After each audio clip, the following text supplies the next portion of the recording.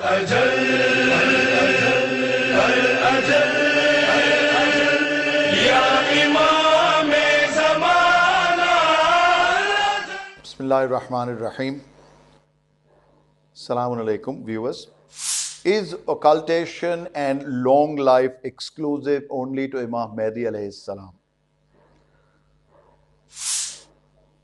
Before we begin our episode, I would like to say that we've been truly blessed that the alims, the scholars of yesteryears, have left behind a legacy of such informative books to enhance and increase our knowledge that we cannot thank them enough. One such author is Sheikh Al-Tusi alayhi rahmah, who has authored the book that is in discussion right now, the summary of which we are doing, Ghaybat Al-Tusi, and we are now on excerpt number 5, chapter 1, part 4, where the discussion is on the occultation of Imam Mahdi alayhi salam. This chapter also mentions few examples of occultations of prophets and their long lifespan from the Holy Quran itself. Prophet Yusuf alayhi salam has a chapter of the Holy Quran dedicated to him. The chapter recounts how he was hidden from his father, Prophet Yaqub alayhi salam, who was also an apostle. Prophet Yaqub alayhi salam received revelations day and night, yet the news of his son was hidden from him. The other sons of Prophet Yaqub alayhi salam would meet Prophet Yusuf alayhi salam and transact with him, but they did not know that he was their brother. Years passed like that before Allah subhanahu wa ta'ala revealed his story and united him with his father. The next example given is about Prophet Musa alayhi salam, who left his homeland to conceal himself from the Pharaoh and his people. No one found him for a long time, and until Allah sent him as an apostle. He made the announcement of his prophethood, and then everybody recognized him. Prophet Khidr alayhi salam is alive since the time of Prophet Musa alayhi salam. The story of their journey together is legendary and also mentioned in the Quran.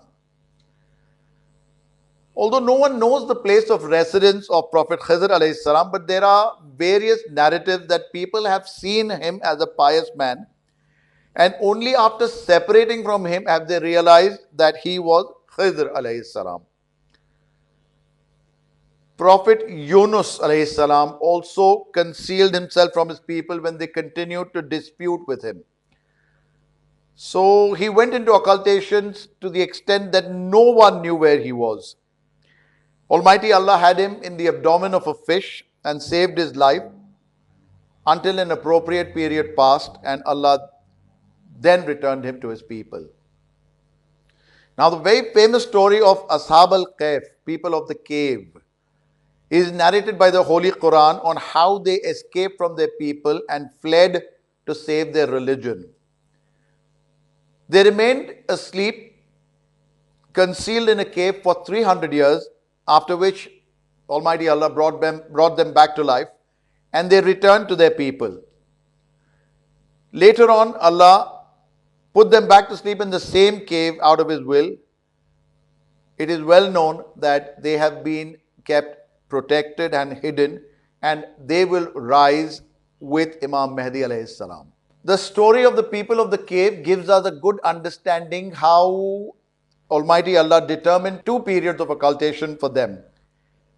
Namely, a short one, Ghaybat-e-Sugra, and the longer one, Ghaybat-e-Kubra, which continues till today. Although these men were not prophets or imams, but Allah has set an example in them for all of us to follow. If the Holy Quran had not spoken about it, skeptics would have rejected these events to facilitate their denial of the occultation of Imam Mahdi alayhi salam. However, no one now has any excuse or rationale to reject the reality of his long life and occultation after going through so many examples, especially from the Quran itself. May Allah the Almighty help us to understand the examples of the Quran, keep us firm on the belief of Imam Mahdi alayhi salam, and most importantly, bless us with patience during the occultation period. Thank you. Khuda Hafiz.